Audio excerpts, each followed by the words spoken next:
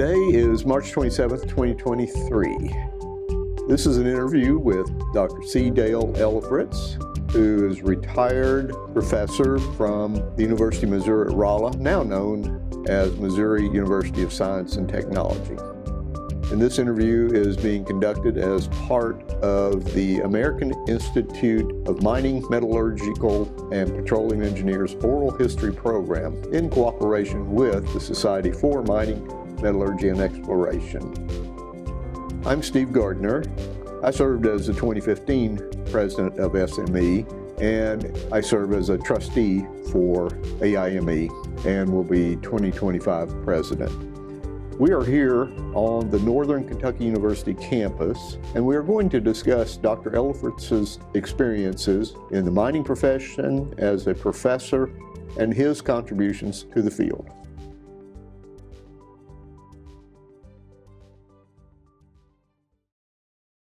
Welcome, Dale. Thank you, Steve. So everyone knows, Dale and I know each other from our long association as colleagues and members of SME. And we've been trying to recollect when we first met, but probably it was many years ago at conferences in Lexington, Kentucky on mining and environmental issues. Correct. Probably in the early 80s. Yes, and Dale, you've been a good friend, and I feel a mentor for me over the years in SME. Thank you. You're embarrassing me. So, well, first, tell me about where you grew up, Dale. I was born in St. Joe, Missouri, and shortly thereafter we moved to the little town of Ridgeway, which is halfway between Des Moines and Kansas City. And I grew up on a farm there as a farm boy, high school FFA, and that sort of thing. Learned about soil conservation that way. So that's where I came from.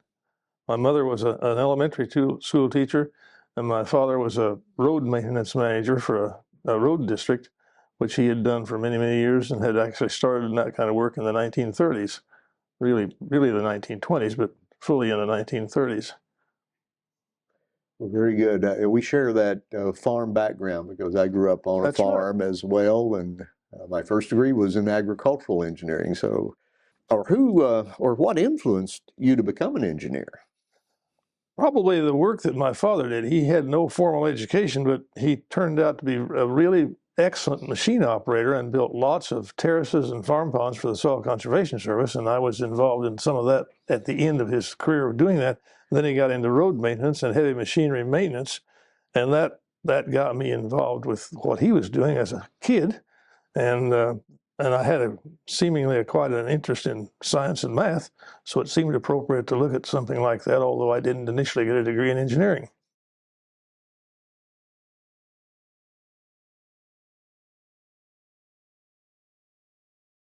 So what school did you actually go to? My bachelor's degree is from Northwest Missouri State with a double major in math and chemistry and secondary education tacked onto the end of it. And then I went to graduate school a few years later at Northern Iowa University, got a master's in applied geology, and then matriculated to what was then UMR in geological engineering, and basically did not leave there until I retired as a professor emeritus. So why did you choose that school? I had looked at that school while I was in high school and actually had thought about going to Missouri School of Mines then, but it was a 7 or 8 hour drive from home, and I was not willing to drive that far on 2-lane roads to get to college. So I wound up going closer to home where it was not a long drive. Then what led you to choose geological engineering for the graduate level? Well, there's an interesting little bit of background about that. While I was at the University of Northern Iowa, the Johns Lecture, which is a GSA lecture, traveled the country in the person of O.T. Hayward, from a geology professor from Baylor University. And he had this lecture program about how geology influences civil engineers' work, but they don't understand that. And he told a lot of stories in this lecture. And as we went home that night, I told my wife, I think that's where I want to go once we get this master's finished here and I have all the requisite courses I need to make up to get into engineering school. So that's what got me started on this, plus my activities there with landfills and how they influence groundwater, and some things with soil conservation that I had done, as a youth. So it all kind of ran together, or came together, I guess I should say, to go to UMR, to the Geological Engineering program, and get a master's, ostensibly to work in the landfill business, but I got pulled into the mining business somewhat by a sideline. So did any professors mentor you in a particular way? Indeed, they did. I had, even before I got into the doctoral program, I had a really neat relationship with a couple of the professors that were kind of in the bridge between geological engineering and mining engineering. And they pushed me to do things that I wanted to do. And I had opportunities to do things that they presented to me. And so away we went. And that's how I, with a little research help money, that's how I got here. How about any classmates that you were with? There were two or three, as I got into the graduate program in geological engineering, there were two or three guys that were mining engineers that were in classes with me, and they had lots of interesting things to talk about. And there were other things going along that happened that got me interested in mining. And one of the most important things was, as I worked on my master's, the Surface Mine Reclamation Act, Public Law 9587, was passed, and that provided funding for a lot of us that were interested in erosion control and land use problems and that sort of thing. And that helped push me further into it, which was really beneficial. And I think that's where you and I first met, was in that kind of activity.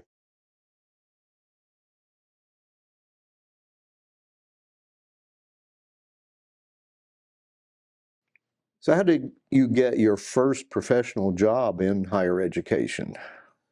Well, it was an interesting sequence of events. I was offered a graduate teaching assistantship in geological engineering, which I took. That got a master's.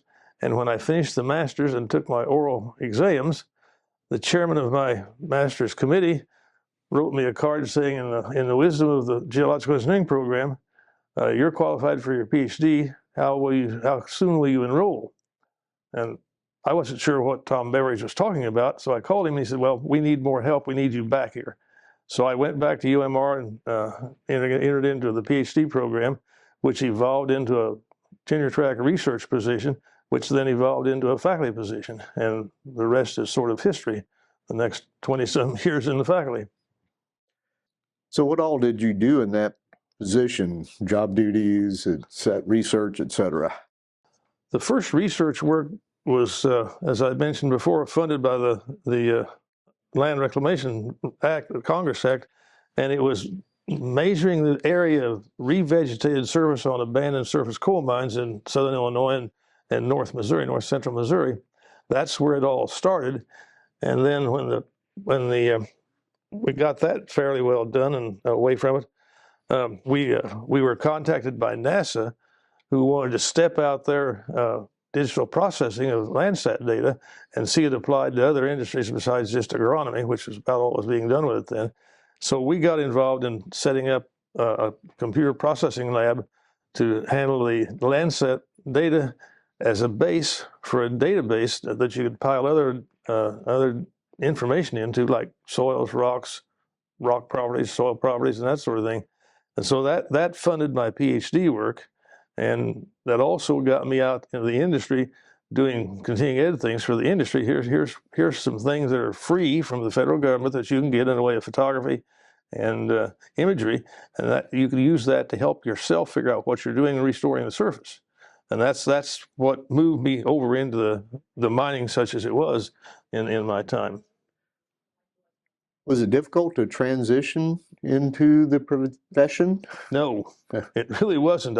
As I look back on it, I'm surprised at how easily that change took place without me sort of really knowing it. I mean, I'm working on this research project for the PhD. The dean decides he's going to put me on a research assistantship instead of a teaching assistantship, and then eventually, when I got ready to finish the PhD, up comes this offer to go on to faculty, and away we went.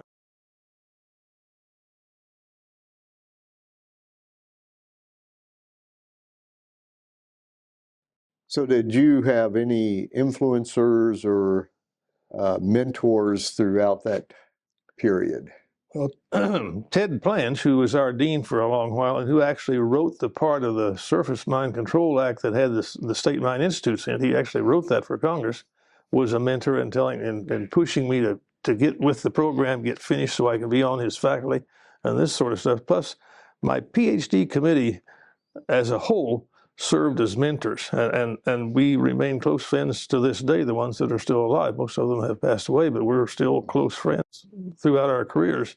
So they were mentors, and a couple of other graduate students, actually a graduate student from the Mideast somewhere who went through the mining PhD program at the same time was a mentor to a certain extent because he had probably 20 years of industry experience.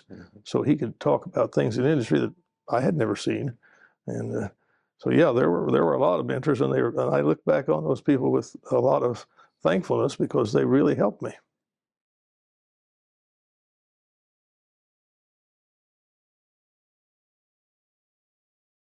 You've done work as a consultant. How did you get your first professional assignment with industry? During the work on my PhD research, I was involved with subsidence from underground coal mines, and the Corps had a lake that was being undermined. And in the course of about the time I finished my PhD dissertation, they suffered a longwall caused subsidence event that lost a $3 million beach underwater. And that got me started there. And prior to that, I had been involved in some landfill planning stuff. And so that just sort of came to me. I don't know that I really went out and looked for it, but for a long time, a colleague and I were Corps of Engineers consultants to know what's going on around Wren Lake in southern Illinois with respect to mining. So that's how I got involved with a lot of the consulting that I did. And then the landfill thing just sort of grew as the rules changed in the 90s for landfills. Was there any difficulty in transitioning in the profession? Not really, because at the time I was going through the process of tenure and promotion at UMR, we were expected to be consulting somewhere, and so there were opportunities brought to us, and if you didn't have something going on consulting wise, you really had a kind of a hole in your tenure and promotion dossier. So I had help getting in, and then once I got there, I sort of had myself established, so I could find the work that I wanted and do what I wanted to do with it. Well, throughout that process, did you have any other influencers or mentors? Yeah, a couple of the engineers, a couple of the civil engineers with whom I consulted to whom I consulted as they had problems with the geology of a site, wound up being mentors, and I derived a lot of benefit from working with one of those gentlemen in particular. He had been a former Corps employee and owned his own consulting firm, and so he had a lot of experience that was very valuable and was willing to share it.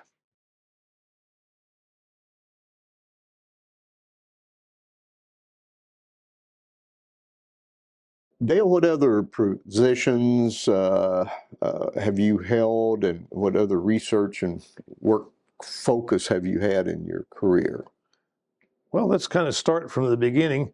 When I graduated with my BS degree, I took a public school teaching job, and interestingly enough, I had math and chemistry as majors, but I taught 8th grade earth science because that's where the demand was. There were not enough middle, as we would call it today, middle school teachers, so I wound up in a junior high, as it was known then, and teaching 8th grade earth science, and I taught chemistry in the high school associated with that. And then that rolled over into eventually going to graduate school, and after my work, after being at UMR for 27 years, including graduate school and on the faculty as a tenure track person, I took an early retirement. The curators wanted to buy all of us old guys out, and they found out that worked for everything with engineers because it cost them more to replace us than they were paying us. But beside the point, we retired anyway. And I took a full-time job here at Northern Kentucky University, which was a little change of pace because it was running a pre-engineering program, which was a 2-year program that prepared students to go on to somewhere like UK or Purdue or wherever to get a BS in engineering. And also half of that job was outreach to K-12 science teachers, which was an interesting series of events and workshops in the summers, field trips for science teachers in the summer, all focused pretty much on the mining industry, even though that wasn't what I was told to do. But I thought, that's what I know, and that's what they're going to learn about, and the teachers appreciated that. So those, and then of course I worked as a part of a consulting firm for a while before we moved here. So that's kind of a quick summary of what I've done. 9 years in public schools, 2 of that chemistry high school level, and 7 of it middle school earth science, basically.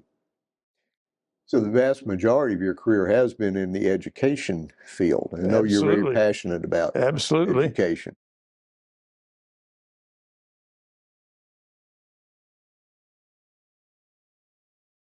And that spun off into my work with ABET through SME for the last 30 years. So yeah, so I boots on the ground in a mine site a few times as a consultant, and the research work that I did, and also the continuing ed that I did to mining companies about how to use aerial photography, satellite imagery to monitor their revegetation efforts and things like that. So, yep, that's been the show. Yeah, let's talk about the importance of ABET. Well, for those who don't know what ABET is, ABET, SME, well, the AIME societies were 4 of the 11 professional societies that got together in the 30s to set up some means by which engineering education could be standardized across university campuses. So when a company hired, like someone like GE Aircraft Engines hired from different campuses, they'd get the same kind of background in the engineers they hired. So that's what that amounts to. And SME has responsibility for keeping track of and evaluating geological engineering programs, geophysical engineering, mining engineering, extractive metallurgy, and now we have geology. So we have a science program that we accredit, and I've been involved in that. I got my arm twisted sometime in the late 80s, I think 87, but I'm not sure. I got my arm twisted to be a geological engineering program evaluator, and I've been in that activity ever since. I've been in a number of training, a facilitator for a number of ABET training events for faculty members and new program evaluators. I just checked over the weekend. I made, in my course of being a program evaluator, I made 9 program visits, 8 of them engineering, and I visited the first geology program to be accredited by SME, SME and ABET, and I've chaired 10 campus visits of program evaluators while I was on the commission, the Engineering Accreditation Commission. And it's been a fun experience. I've traveled worldwide for ABET, and I've been to Saudi Arabia and Turkey for ABET activities, and Qatar, and then I've been all over this country on program evaluation visits too. So it's been a fun thing, and I've been involved now with the program evaluator training in SME since the early 90s. Well, that's a quick summary.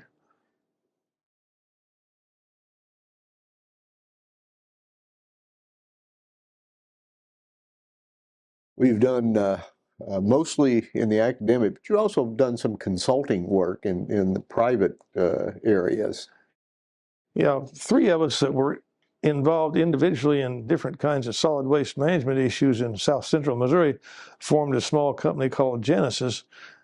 In the late 80s, early 90s, I think 91, we actually incorporated, and we consulted the landfill owners and landfill property owners who thought they wanted to develop a landfill because they had property that might work.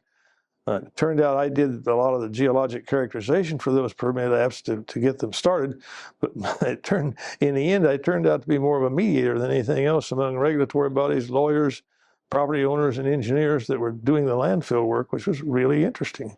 And it was a part-time thing, kind of as needed. And I also worked for the Corps of Engineers, St. Louis District, as needed. And one interesting project I had with the Corps, when Reagan proposed the MX missile business, the Air Force was going to build the sites and load them with missiles in the western U.S., but they didn't speed along with their work, and the Corps was designated by Congress to be the construction agency. So they said, we're not getting the information we need from the Air Force, so we want our own consultants. So 2 of us from UMR were hired to do the geologic characterization of the 10 basing sites in the western U.S., which was a really interesting job.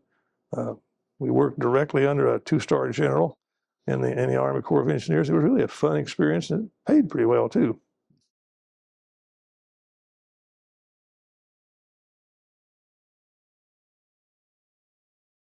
Very interesting. So what are some of the biggest technical challenges that you've experienced in your career? I think the single most interesting one was when we started trying to transfer technology from NASA to the mining industry, was getting the mining industry, and this was in the late 70s and early 80s, was getting the mining industry decision makers to believe that we could really tell them where there was green vegetation on a site, and we could actually measure it, and they could do that with their own engineers. So we taught a number of short courses for mining companies in the Illinois basin, and to a lesser extent in Missouri. And I think really the most challenging thing was, as I say, to get those mining people who had never looked at an aerial photograph or a satellite image to believe that, well, that does show us where the grass is growing and where it's not growing. And then the other big challenge in the consulting business was when I got into Genesis and we got into this business of disputes about landfills and the contractors involved, trying to get the lawyers to all calm down and listen to reason. And that was a series of interesting events. Those are probably the two biggest challenges. What are some of your contributions that you feel you've made into the mining industry?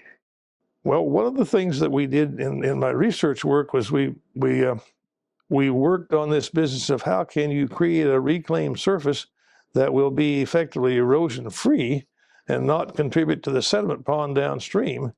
And and this was reported in the conferences that I talked about earlier that UK hosted in the late 70s and 80s.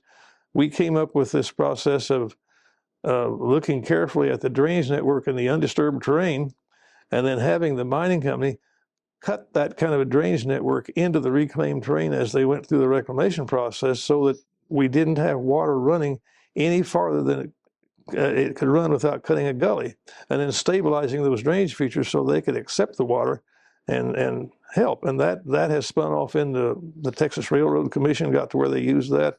A lot of the mining companies in the western U.S. use a form of that now. So I feel like that was a contribution. And in concert with Ivan Jansen, who was an agronomist at the University of Illinois, interested in how to get crops to grow in Illinois as they grew before the mine changed all the landscape, his research students and my students did some things about compaction of replaced soil horizons and the resulting density that prevented plant roots from penetrating. And one of the changes that occurred in Missouri was Missouri had a magic date of 12 May that you had to have everything reseeded. And we all know sometimes April and May are pretty rainy. So the mining companies, to meet the deadline, were out there putting stuff down in the mud. And of course, nothing good happened. And Ivan was seeing the same thing in Illinois. And our work, while we didn't go talk to the regulators, our work wound up being the foundation of both Illinois and Missouri, changing and just saying, get it done in the growing season instead of by a given calendar date. So I think that was a contribution. Very good.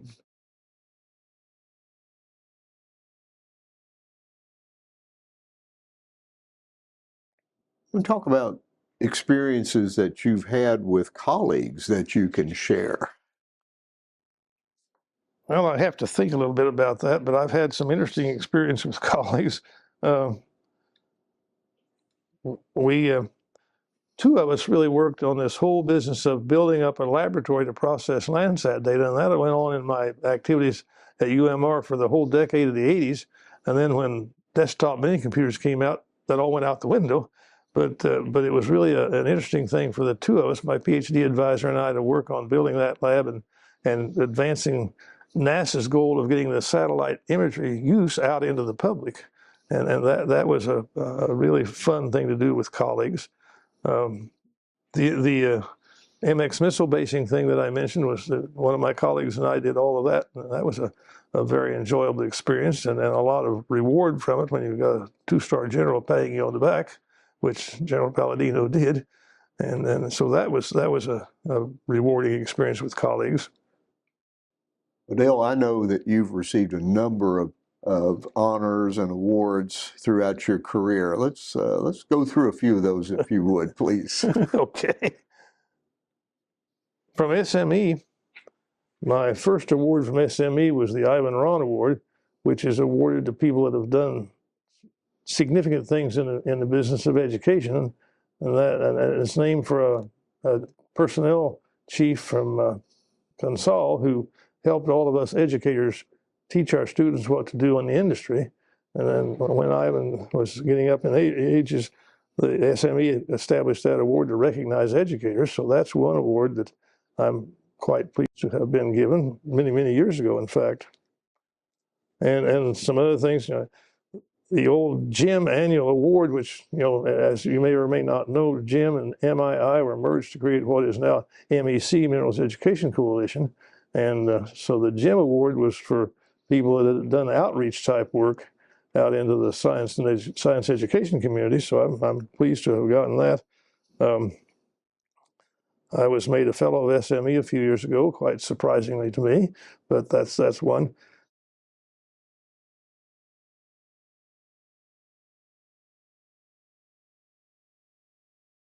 And there's some volunteer things that I've done that are sort of precious to me.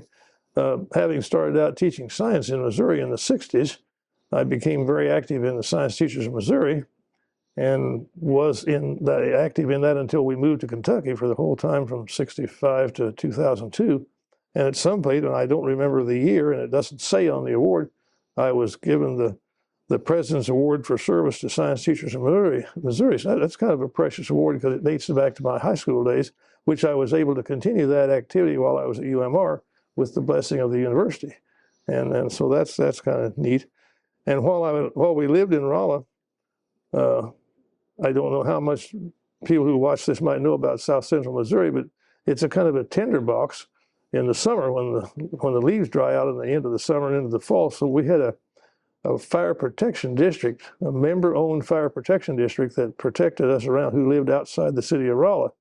And I was elected secretary of that board for 16 years before we moved to northern Kentucky, which was an interesting service experience, unrelated completely to the mining industry, but a whole different world of buying fire trucks, keeping firemen happy, volunteers. We had no paid equipment, no paid people. So that was an interesting thing. And at some point, I was recognized by the fire department for that service as we were preparing to move to Kentucky. And then the others in there, SMEF Trustee of the Year Award, I was just awarded this past meeting, which was a surprise to me.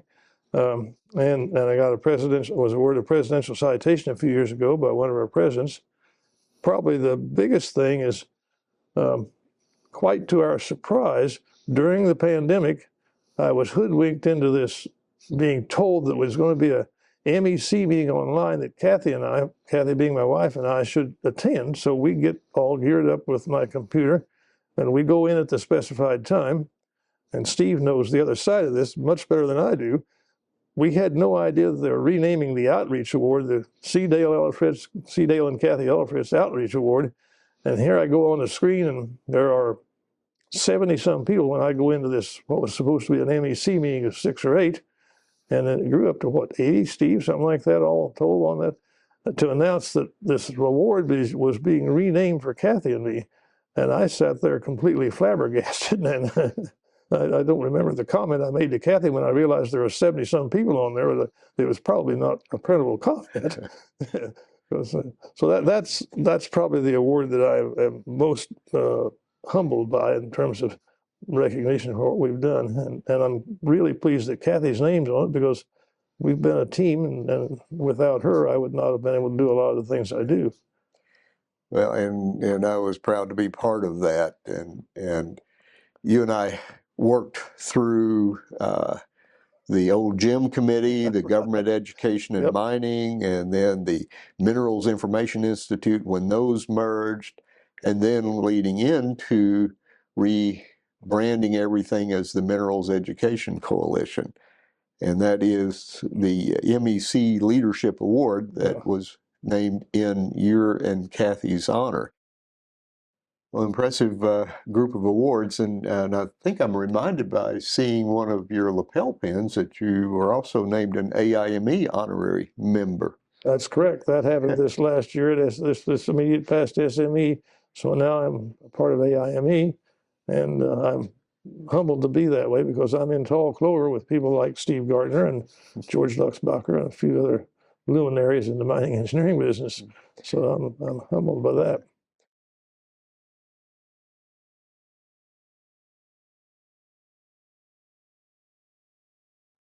Well, we were talking about your wife, Kathy, and the two of you being a fixture at SME meetings over the years, but something else that's been a fixture has been your signature bow ties.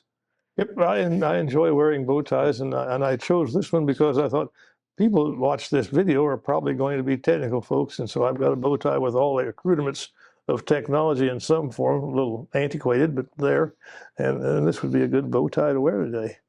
But yeah, I've worn bow ties for probably 40 years now, something like that. Everybody recognizes Dale and his bow ties. Yep, that seems to be a signature thing that Yes. tips people off. And, mentioning Kathy, let's talk about her a little bit, because you all have been a team, and she's been a fixture at SME meetings along with you over the years. Yes, in fact, I got into some trouble last year when she couldn't go to this immediate past meeting because she couldn't go, having had a knee joint replaced a few weeks before, and I had to answer a lot of questions. Where is your wife? Where is Kathy? But yeah, we have been a team. She is a retired high school math and Latin teacher, and then she got into the ministry as a licensed local Methodist pastor, and is fixing to retire from that this June. Right now, she serves a little church about 50 miles from where we live, down a highway through northern Kentucky that's known to be a dangerous highway, the AA highway but yeah, she taught. She's also been my proofreader, having a degree she has a degree in Latin and a degree in math. So she is quite well versed in the English language and the origin of 85% of the words in the English language. So when it comes to looking at something I've written, she can straighten out my grammar, clean up my word usage, and set the punctuation so that oftentimes stuff that I send to SME goes through the editorial process relatively unmarked because it's gone through her. And if I don't have her at hand, our oldest daughter is also a Latin teacher, and she lives about 30 minutes away from us. So I get AIME to look at it, and this has been a great benefit to me. To be right truthful, have your own technical editor right beside you.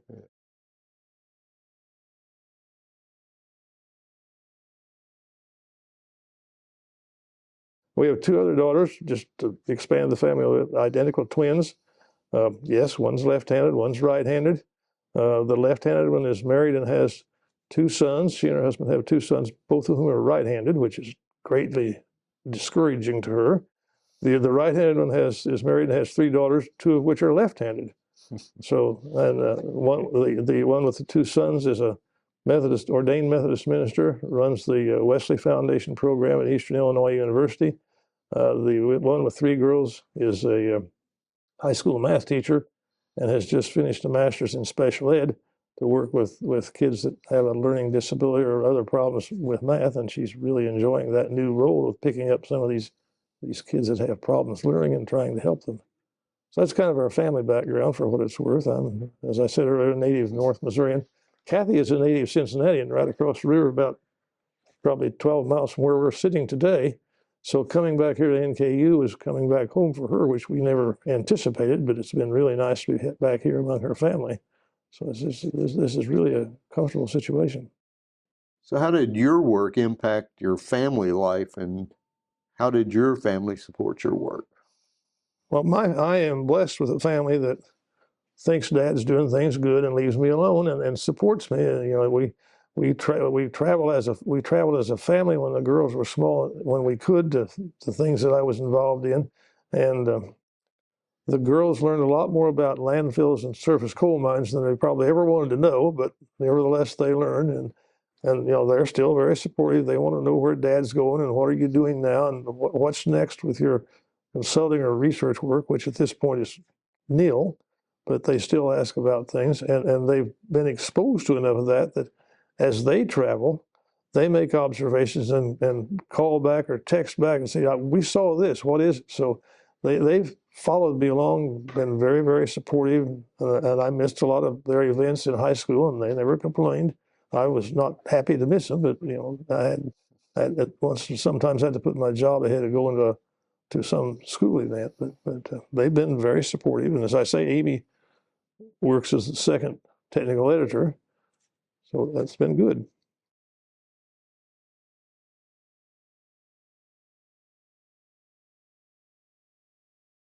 Well, something else that I know you've been very active in is Rotary. And tell us a little bit about your Rotary activities.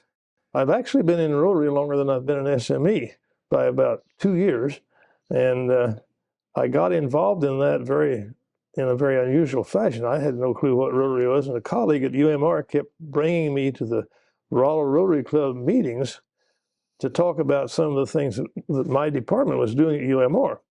And after about the third interview, so to speak, by the club, one of the stalwart members of the club said to this colleague that had brought me, said, "Okay, Larry, when are you going to nominate him for membership?"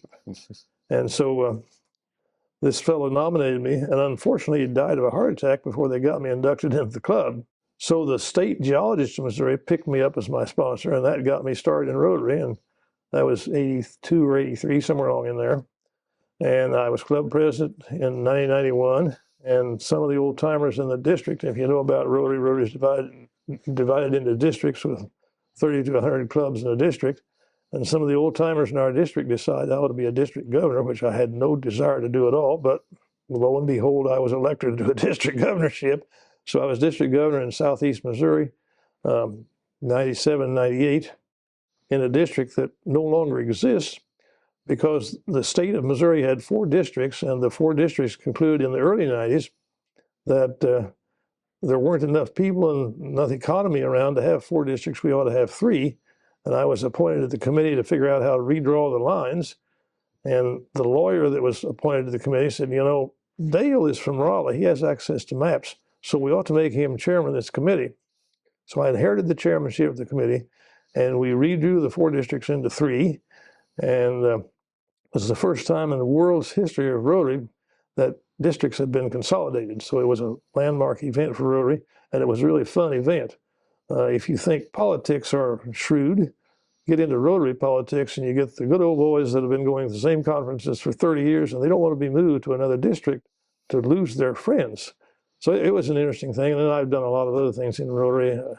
I chaired a breakfast in Birmingham at the International Convention for this region of the country's Rotary clubs. It had about 350 people there eating bangers and eggs, as the British referred to our menu.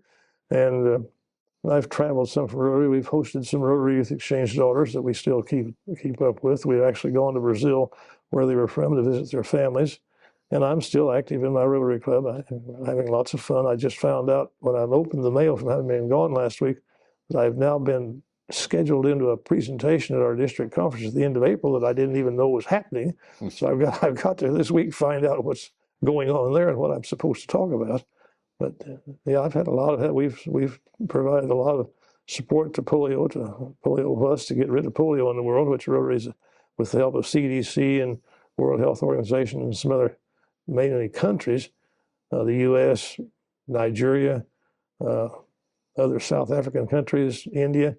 We're about to stamp out polio. We're down to a handful of cases a year. So that's my Rotary elevator talk.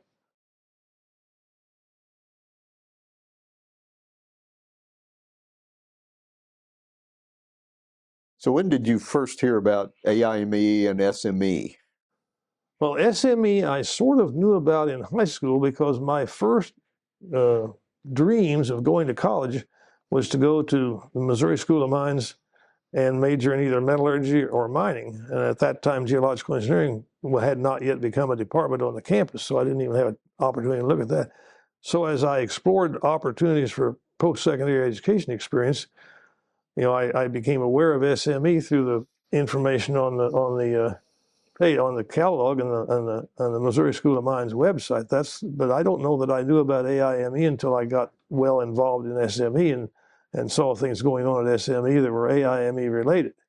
So that's kind of the string of things. And once I got involved in SME, it seemed to be a home, and I've been there very comfortably since then. So how has SME membership benefited you in your career?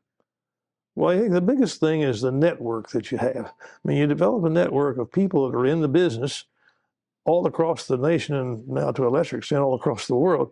So I think the networking is one thing. The technical papers were great. When I was doing research work, going to the technical sessions was very, very supportive of that.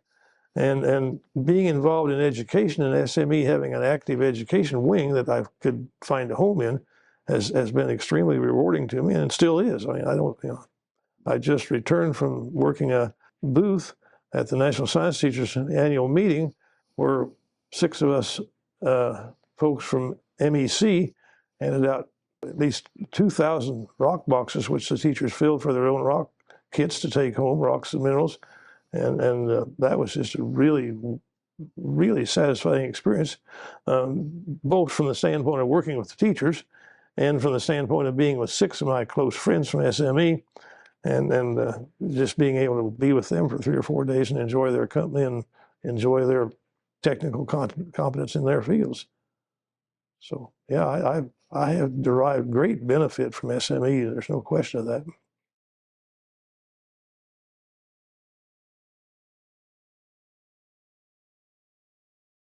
You've been involved in education and you've been involved in trying to educate the public on mining. In your opinion, what else can we do to attract young people in to the mining field? This is really, in my viewpoint, a difficult thing to deal with. Most of the time that I was at UMR, I was involved in recruiting in one form or another. So I never made a regular route to high schools, but I went to lots of high school events where there were multiple high schools invited to a single career night. And the time that I was in freshman engineering there, which is where all the engineers started, I was the office that admissions brought campus visitors to talk about getting into engineering. And my sense of how to solve this problem is we've got to some way, as a profession and as a group of engineers, and this is true for all kinds of engineers, not just unique to SME, in some way we've got to figure out a way to get to those kids and their parents while they're in high school, because at this point the parents have about as much to do with where the kid goes as the kid has to do with it. And in mining in particular, the world doesn't even know we exist as a profession. And unfortunately, I mean, that's a sad fact, but it's true. And that was borne out by numerous conversations last week at the MEC booth in Atlanta. The teachers would come up and look around. Well, this has got to do with mining. Is there really mining going on? Yeah, there really is. And so we've got to figure out some way to get to those kids on a face-to-face basis. And that's a very difficult nut to crack. I don't know how we do that. I know how I did it when I was at UMR, because admissions brought them to our office. And we had parent and child sitting in my office that we could talk about engineering in general. And as I was available, I talked about geological and mining engineering, but I couldn't focus on those only. I had to talk about all 13 disciplines on campus. But if you don't get the parents involved, I don't think we're likely to see any big growth, and it's going to be very difficult to do that. What SME is doing with the Careers of the Future videos is going to open some doors, and I think it'll open a lot of doors, in fact. But it is really a difficult thing to recruit students into engineering at this point in time.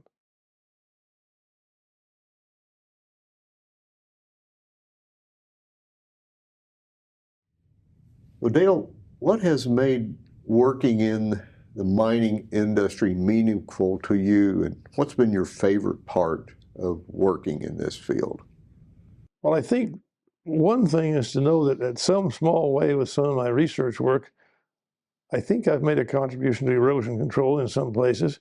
I know we made a contribution to revegetation by changing the way topsoil and subsoil are replaced. But the other overriding thing in the industry is the education side of it. All of the students that I had in class who have gone out successfully in the industry. SME every year is a reunion of a lot of the students that I have. For instance, the 2 women that ran the keynote session, I had both of those young ladies in class. One of them was in a senior design class that I taught, and they figured out from Missouri DNR how to decommission an old barite tailings dam site over in the Washington County Barite District. The report that young lady wrote as a senior in geological engineering is the basis for Missouri DNR's rules now about how to close out one of those dams. And I had been told this all along, but I had never really seen it, and I couldn't prove it. So I said something to her about it at SME, do you know that I think your paper is what Missouri uses for their rules about barite dams, barite tailings dams? And she said, you know, I worked on a barite tailings dam about 2 years ago in Missouri, and I read those rules, and I thought, it really sounds familiar. I wonder where this came from. And I said, well, a good bit of it, I think, came from your report and design class. So those kinds of things from the education field, and you know, there are other people that I see every year at SME where I keep track. The last year I taught in 8th grade science, I had a kid in class who built a model of an underground mine using a refrigerator shipping carton. And he and his dad put this thing together, and he had the tip of all of the surface stuff up on top, and then he had the mine inside it.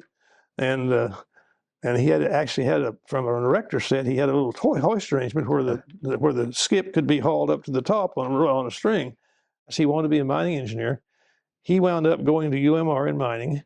And the year that I started teaching land reclamation for the mining engineers, he was in my class as a senior at UMR. So I see Kurt on a regular basis, and that's one of the greatest parts of my career, is having had the opportunity to make some small impact on those folks' minds that they remember, and I see them. That's you know, and then as I say, the research work, what we did on subsidence in Southern Illinois, and helping people understand why their house goes down when and the one across the street doesn't, was a contribution. So, you know, I can tell numerous stories like that. I don't think we need to belabor the storytelling, but that's the great thing about being a university prof. You get to see your people go out and excel in the world and do good, and that's just, it's really, really heartwarming. Any clue as to how many students you've taught over your career? You know, I had an old gentleman at church a few years ago ask me, how many kids have you had in class? I went home and thought about that, and Kathy and I talked about that. And you have to realize that while the 14 years I was in freshman engineering, I taught half of the orientation classes, and every freshman engineer had to take an orientation class. So I had a good many hundred students in those classes every year, well, at least probably 300 or so. So if you add that in, I figured out from the class enrollments that I had that I could remember, somewhere in the neighborhood of about 10,000 kids have sat in a seat in my class at some time, I think. Now, as I say, that includes that 14 years of 300 or 400 a year there, so that's a big chunk of that.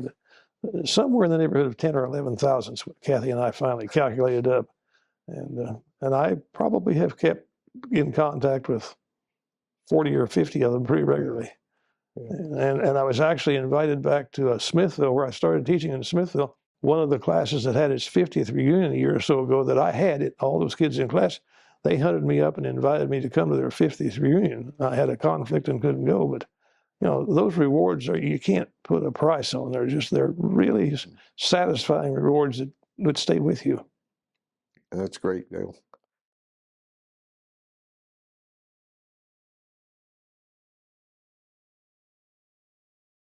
Do you have any regrets regarding your career choice and where it's taken you, or anything you wish you would have done differently? Absolutely none. I am so blessed with the career I've had, and I'm still having. I'm still, SME still keeping me integrated into the system, and that's just a great blessing. And I don't regret a thing about it at all. It's just been a great career. Well, how would you sum up your career in 2 or 3 words? Oh, let's see. What did I write down about that? I think I would say rewarding and enjoyable is probably the 2 words I would use, because teaching is a rewarding career, particularly when you get into it and something that you really love yourself, and it's enjoyable when you've got kids that are wanting to know what you are trying to help them learn, and the feedback from them, and then to see them succeed. So rewarding and enjoyable, I think, would be my terms.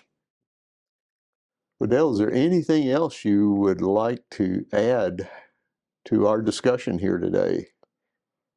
I don't really think so. You know, this has been such a rewarding experience here this morning, and I really appreciate the opportunity to be interviewed and hopefully make a contribution to the history of the mining engineering career and careers in this country in one form or another. I don't think I have anything else I'd like to add, unless you've got something else you'd like to quiz me about. Dale, it's been my honor and privilege to do this interview, and I feel like I've been one of those 10,000 students of yours in the time that we've known each other, and I've appreciate that opportunity of having been associated and look forward to that continued relationship. And Well, I feel privileged to have you honoring me, and I feel privileged to have SME and AIME choose me for this, and it's been a great experience. Thank you for all you've done, and thanks to the AIME folks for putting this all together too. well, thanks, Dale. We sure appreciate it. Great.